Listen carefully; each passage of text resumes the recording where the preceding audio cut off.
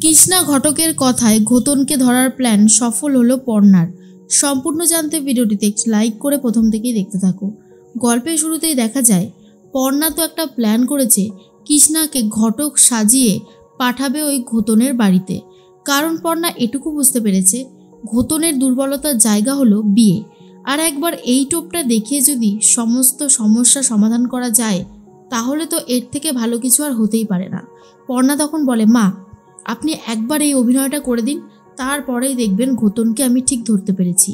কৃষ্ণা বলে, বাবু আমি তোর বউয়ের প্ল্যান বুঝে গেছি। ও কি করতে চাইছে বলতো? ও আমাকে ওই ঘোতনের বাড়িতে পাঠাবে, তারপর আমাকে ঘোতন ধরে একেবারে শেষ করে দেবে। ব্যাস, পর্ণার জীবন থেকেও সমস্ত সমস্যা মিটে যাবে। সৃজন তখন বলে, উফ মা তুমি পুরোপুরি ভুল ভাবছো। পর্ণা কখনোই চায় না যে তোমার কোনো ক্ষতি হোক। তুমি যে কি সমস্ত বলো না আমি বুঝতে পারি না।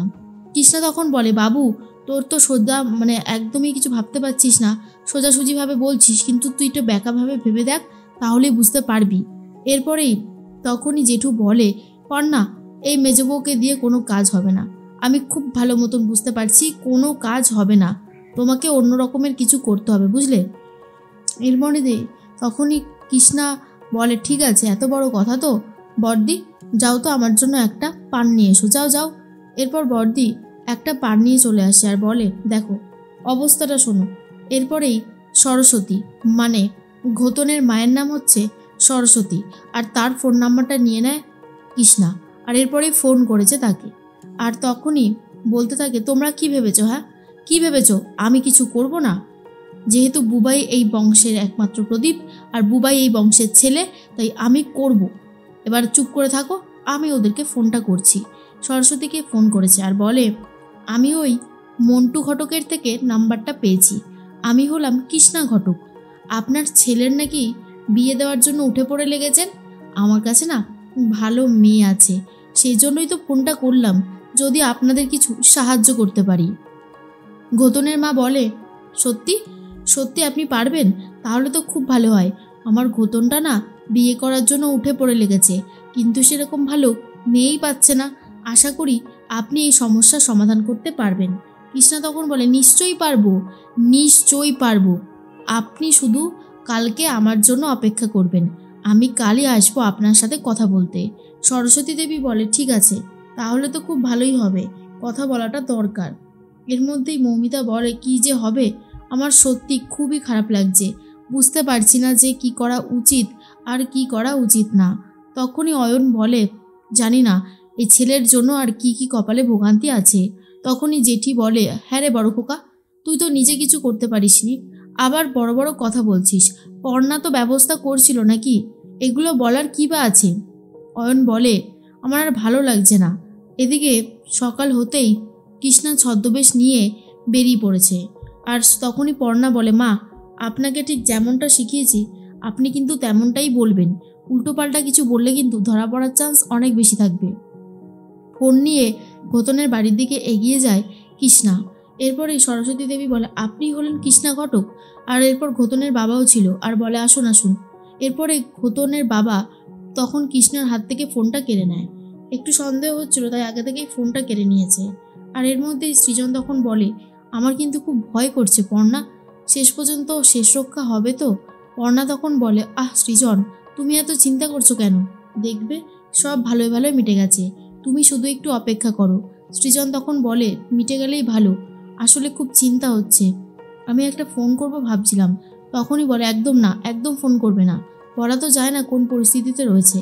এরপরে তখনই কৃষ্ণা বলে, ফোনটা তো নিয়ে নিল, কি করবে কে জানে।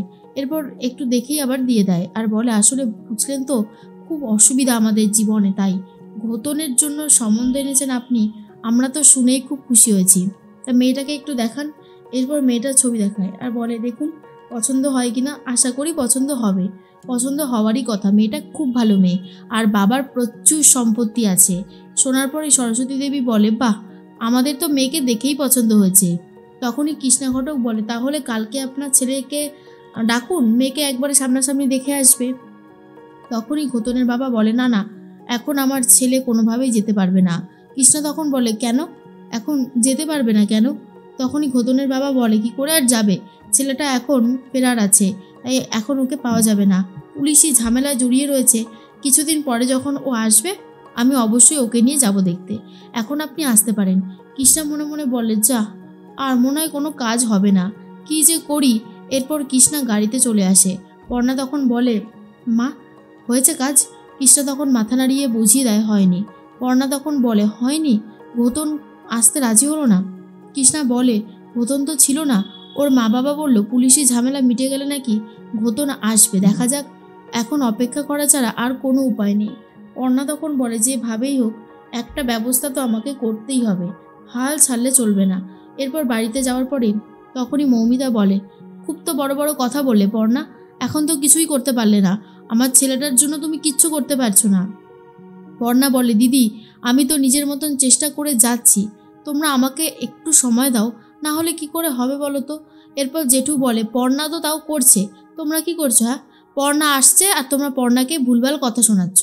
এরকমটা করবে না, বুঝেছো? পর্ণাকে পর্ণার মতোই কাজ করতে দাও, তাহলেই খুব ভালো হবে, না হলে হবে না। এর মধ্যেই পর্ণা তখন বলে, ঘোতন তো ফোন করবেই, কারণ ওর কাছে যখন ওর মা বাবা এই সম্বন্ধটার কথা বলবে তখন ও নিশ্চয়ই কোনো স্টেপ নেবে, আর কী স্টেপ নেবে সেটাই এখন দেখার বিষয়।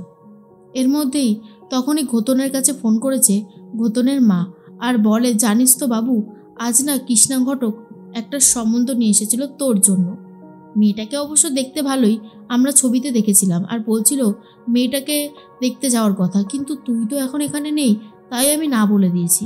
শোনার পরে ঘোতন তো খুব রেগে যায় আর বলে, মা, তোমাদের কি কোনো কাণ্ডজ্ঞান হবে না?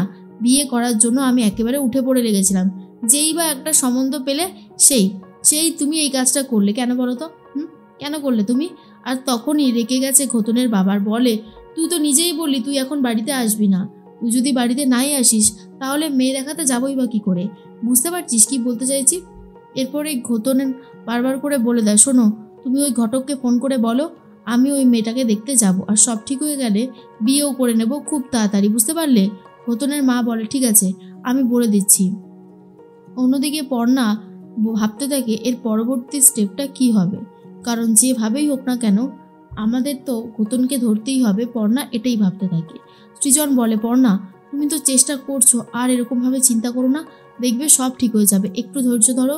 পর্ণা তখন বলে, ঠিক তো হতেই হবে সৃজন, বুবাইটা আজ কতদিন হয়ে গেল জেলে রয়েছে, আর ওই শয়তানটা বুবাইকে ফাঁসিয়ে দিয়েছে, আমি তো এটা মেনে নিতে পারছি না, আমাকে একটা ব্যবস্থা করতেই হবে।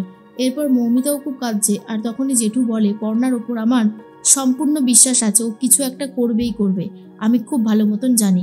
আর ঠিক তখনই কৃষ্ণার ফোন বাজতে শুরু হয়ে গেছে, আর বুঝতে পারে এবারে একটা সুফল মিলতে চলেছে।